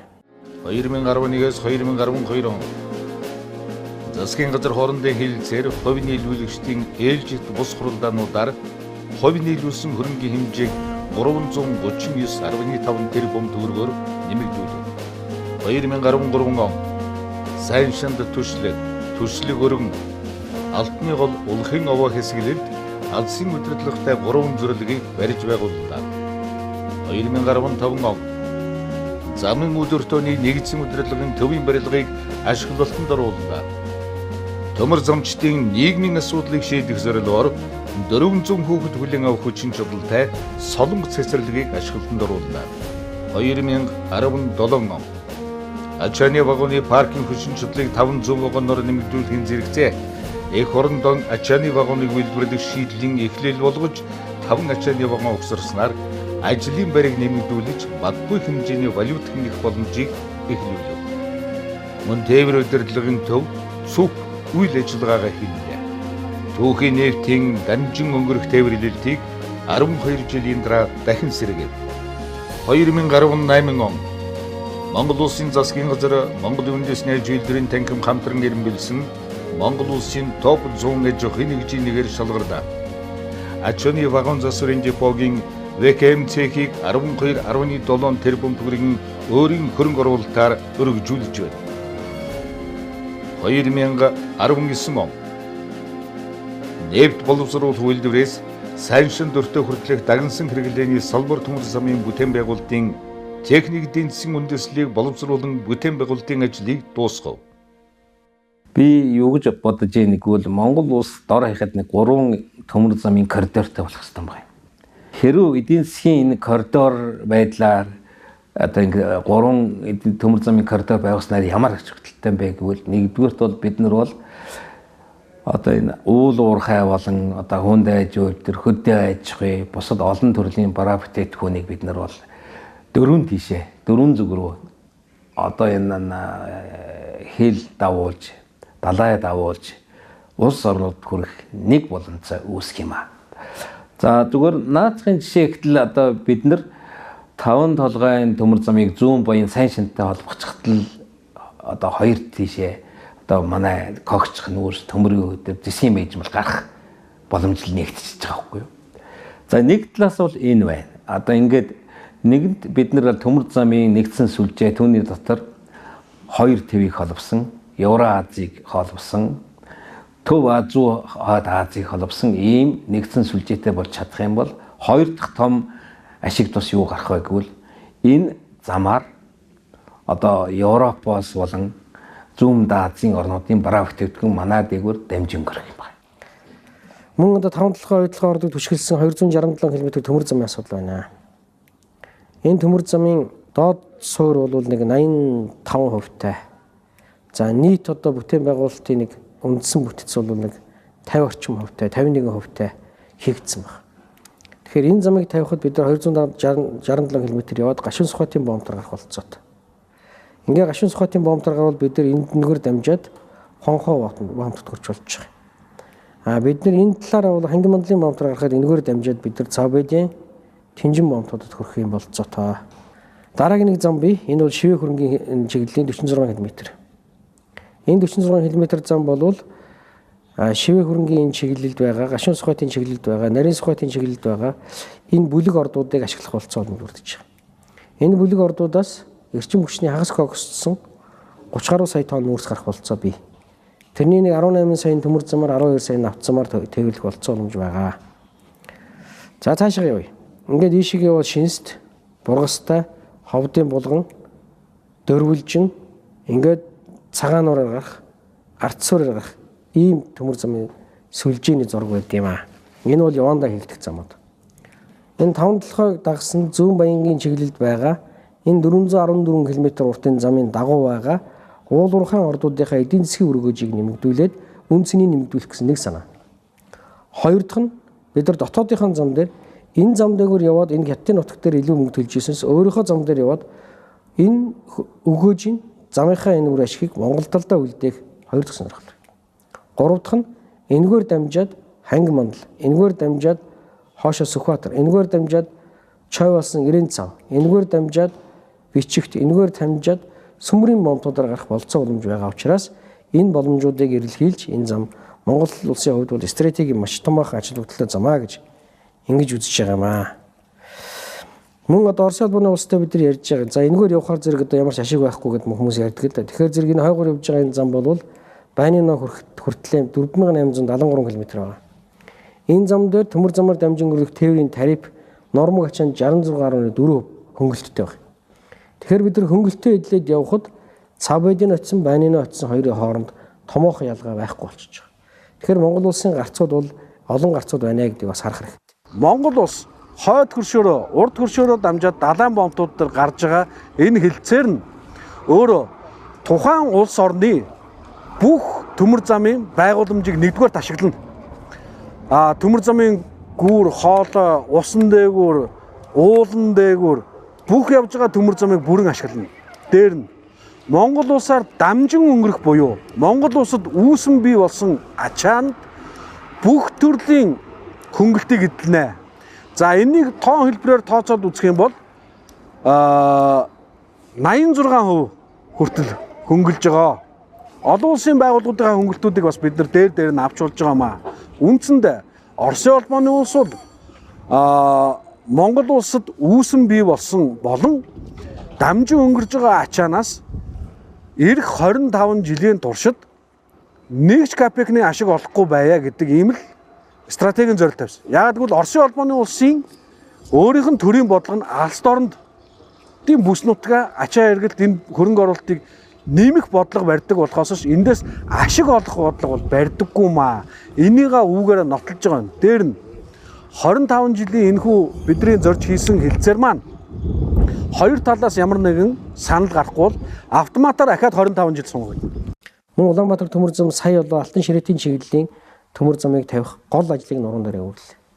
Мөн одоо энэ зүүн баян 5 толгой чиглэлийн 414.6 км замын дээд үтсийг хийгээд Улаанбаатар төмөр зам оролцсон. Цаашдаа энэ замын операторыг бас Улаанбаатар төмөр зам хийн. Энэ Улаанбаатар төмөр зам зүүн баянгаас ханги мандлын чиглэл рүү явах 281 км төмөр замын бас одоо тээвэрлэлтийг Улаанбаатар төмөр зам хийж оператор нь хийн. Тийм учраас Улаанбаатар төмөр зам маань өргөжиж байна. Цаашдаа улам өргөжнө гэсэн юм хандлагатай байна. Мөн одоо ачаа нэвтрүүлэх чадвараа улам сайжруулах ийм төлөвлөгөөнүүд гарч байна. Энэ замынхаа дагуу шинжилэлүүд хийж байна. Техникийн болоод замын шинжилгээ ажлууд хийгдэж байгаа. Тэгэхээр энэ бол Улаанбаатар төмөр замын үр өгөөжийг нэмэгдүүлнэ гэж бид нар ингэж үзэж байгаа маа. Цаашдаа Улаанбаатар төмөр зам өрсөлдөх чадвараа сайжруулж, ачаа эргэлтээ нэмэгдүүлж, улс орныхоо хөгжилд ихээхэн хувь нэмэр оруулна гэдэгт итгэлтэй байна.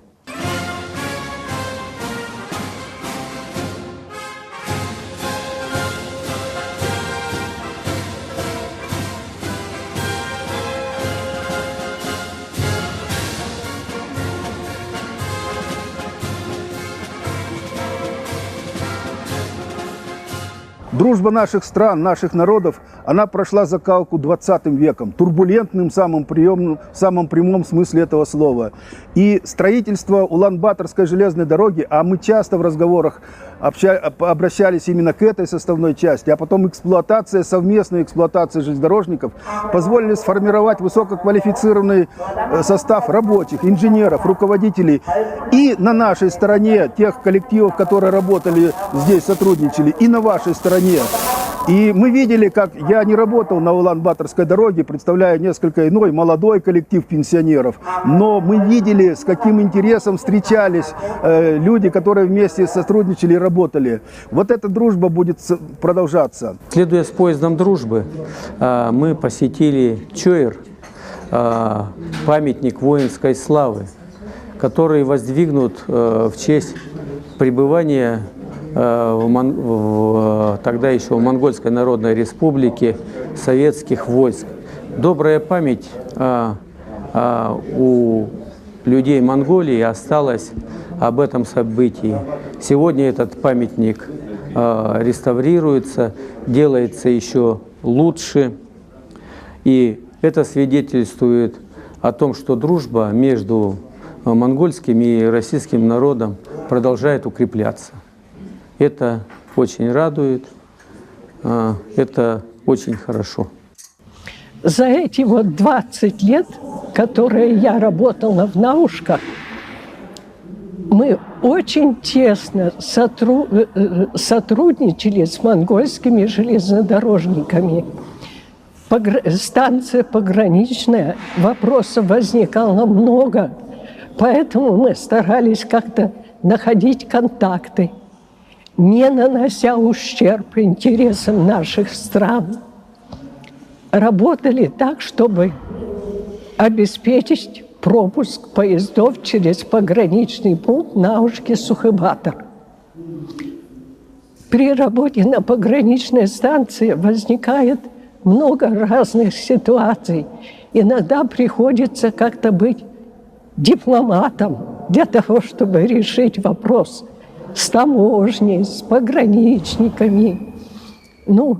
Мы последние годы очень хорошо работали. Начальник станции был Басендорш. А самый первый начальник станции, когда я приехала, Басендай был. А с Доржем мы работали много лет.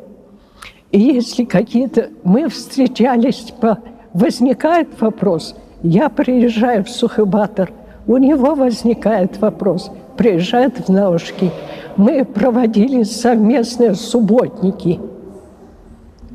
Работники Сухобатора приезжали в Наушки, мы ездили в Сухобатор. Потом в те годы, еще до развала Советского Союза, были соцсоревнования между дорогами. Делегации обменивались делегациями, подводили итоги, но всегда побеждала дружба, потому что показатели у нас немножко разные, точно подвести нельзя, а дружба всегда остается понятием таким вот очень хорошим.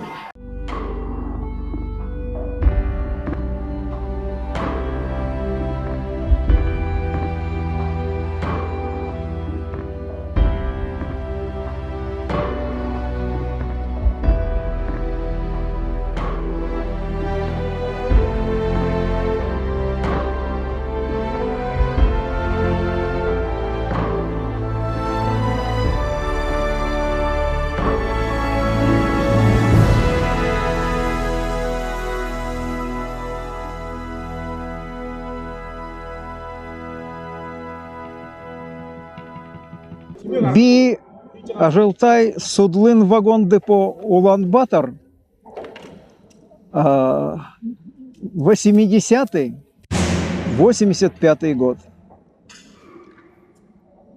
Не просто было. Вагонное депо только начинало работать. Значит, начинали ремонтировать вагоны.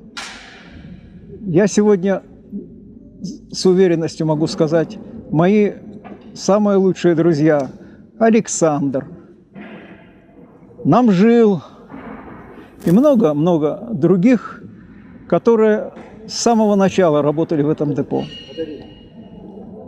И я бы хотел пожелать в связи с 70-летием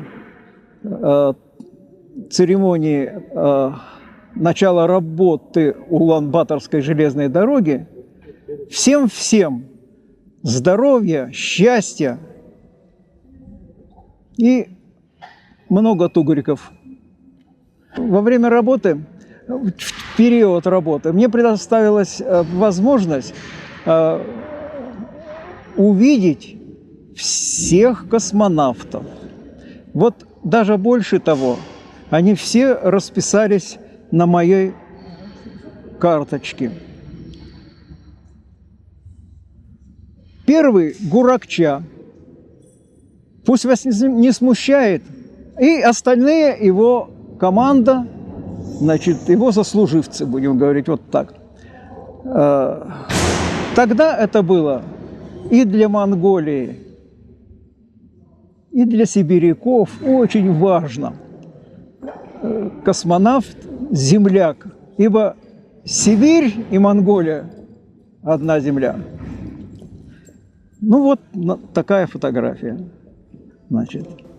Манай мөнхийн өрш Орос улманы улсын найрамдал хамтын ажиллагаа дээр нь Монгол улсын тусгаар тогтнолыг Орос болон Хятадууд хүлээн зөвшөөрөх хамгийн том улс төр эдийн засгийн том баг нь бол Улаанбаатар төмөрзөм. Улсын хилийн баг нь Улаанбаатар төмөрзөм хоёр дээр Монгол улсын тусгаар тогтнол өнөөдөр оршиж байгаа. 20 дугаар зуунд бол Улаанбаатар төмөрзөм улсын хөгжлийг дагуу чирч одоо ингэж явж ирлээ. 21 дугаар зуунд ч гэсэн энэ одоо хурдаан сааруулахгүй улам чамбайруу чангалж хурдлана гэж галтэрэг одоо хурдлана гэж ингэж одоо ойлгож байна. Улсын хөгжил эцсийн эцэст төмөр замаас л хамаарна. Төмөр замтаас л хамаарна. Тэдгээрийн саглаг, хариуцлага, мэдлэг, чадвар аливаа бүхэн тэднээс л хамаарна. Ингэж л би ойлгож одоо явдгийг. Уважаемые железнодорожники, уважаемые ветераны, позвольте мне от всей души поздравить вас с нашим большим праздником, 70-летием образования Улаанбаатарской железной дороги. Мне хотелось бы пожелать в этот день, конечно же, успехов каждому из вас в труде, перспективов в развитии нашей дороги. И я желаю, чтобы мы с вами еще через многие-многие годы отпраздновали и 80-летие. И это 80-летие мы отпраздновали в рамках электрификации и строительства новых вторых путей. Желаю вам светлого, мирного неба над головой и, конечно же, по нашему железнодорожному зеленого света впереди. С праздником, уважаемые железнодорожники и ветераны! За ингээд Улаанбаатар төмөр зам хувь нийлүүлсэн нийгэмлэгийн 70 жилийн ой мэндийг мэрэгжил нэгт бүх төмөр замчтай төмөр замаар үйлчлүүлдэг бүх Монголын ард иргэдэд хүргээд ад жаргал сайн сайхан инх тунхыг хүсэн өрөөё. Улаанбаатар төмөр зам нийгэмлэгийг үүсгэн байгуулагдсан, тулгын чулуугийн тавьж, галын асааж, өрхийн татсан. Энэ нийгэмлэгийг өсөж хөгжихэд томоохон хувь нэмэр оруулсан үеийн ахмадуудаа яг эд одоо ажиллаж байгаа инженер техникийн ажилтан нийт албан хаагчдаа ирээдүйд Монголын төмөр замыг авч явах боловсон хүчин залуучуудаа Улаанбаатар төмөр зам нийгэмлэг байгуулагдсны 70 жилийн түүхтэн баярын мэндийг хүргэж эрүүлийн кац жаргал энэ хорвоогийн хамгийн сайн сайхан бүхнийг хүсэн өрөөж Монгол улсын засгийн газрын нэрэмнээс болон хувьяасаа аз жаргал сайн сайхныг хүсэж хүндэтгэн мэдчилье. Бид нар төмөр замынхаа бүтээн байгуулалтыг хийх тусам зам дагсан олон хөгжил, гадаад худалдаа, эдийн засгийн харилцаа сэргэнэ гэдэгт итгэлтэй байгаа. Хөгжил цэцгэлэлтийн ман зам улам дардан байхын өрөөлийг дэвшүүлье.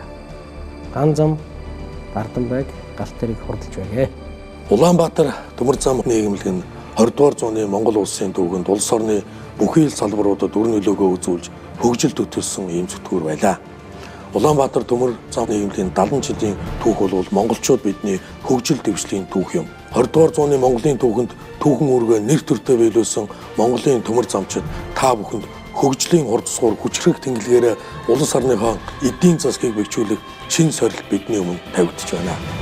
21-р зууны чинээлэг баян Монголын түүхийг нийт монголчуудтайгаа хамтдаа бүтээцгээе. Монгол улсын нэгэн жарны хөгжил, дэвшилт, хөгжлийн түүчээ зүтгүүрийн үрийг гүйцэтгэсэн Улаанбаатар төмөр зам нийгэмлэгийн үе үеийн төмөр замчтай Монгол улсын ерөнхийлөгчийн хувьар эрүүлэг, хөгжил, дэвшилт, сайн сайхан бүхнийг хүсэн өрөөё. Монгол улс хөгжин манддаг.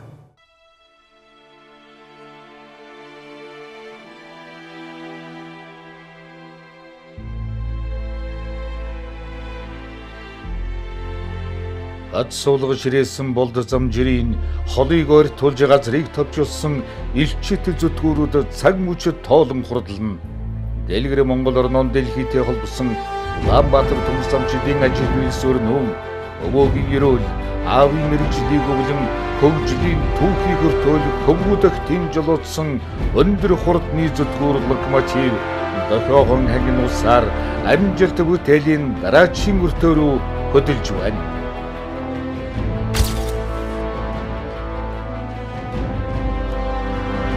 Улсыг минь улс болгосон Улаанбаатар төмөр зам дэлгэр орон иймэн дэлхийн хөгжилд хүргэх Улаанбаатар төмөр зам Монгол улс хөгжин мандах зам Улаанбаатар төмөр зам.